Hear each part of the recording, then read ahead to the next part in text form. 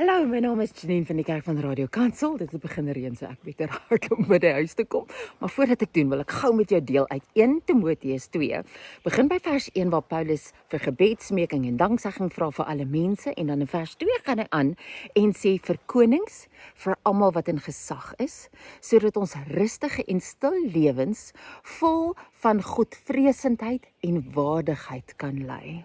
Nou, ek lees nuus elke dag en ek kan jou sê, as jy dit hoor, klink dit of almal mekaar wil vermoor en nie die asem gun om in te asem nie.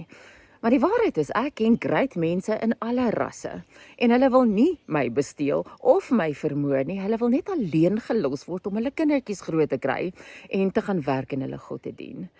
En ek het 'n kollega gehad, 'n swart kollega in die kantoor reg langs my, en hy het dit so goed verduidelik. Hy het gesê, as dit nie rasisme was nie, sou dit klassisme of seksisme, of ons sou mekaar geoordeel het op ouderdom.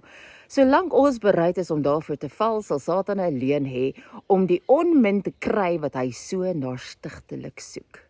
Nou, ek het 'n onderhoud met Hetty en Louis Brits gehad in Amerika, en hulle sê rasisme is erg daar, dat hulle nog nie eers is waar ons in 94 was nie.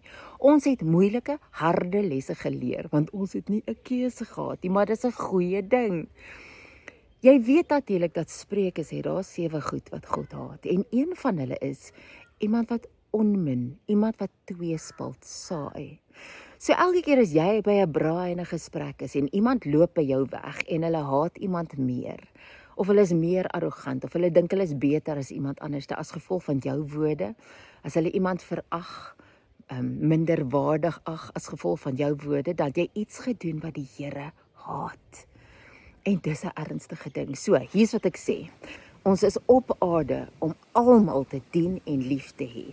Ons hoef nie van hulle te hou nie, ons hoef hulle net te respekteer en gehoorsaam wees, daar staan om te bid vir konings en almal wat in gesag is, sodat ons rustige en stil lewens kan lei. En ek soek die Here se seën. Psalm 133 sê, hy beveel sy seën op een uit. So dis wat ek gaan soek, maak nie saak wat nie. Nou, so moeilik as wat dit is, ons moet by die huis kom, ons gaan na tree. Sien jou môre.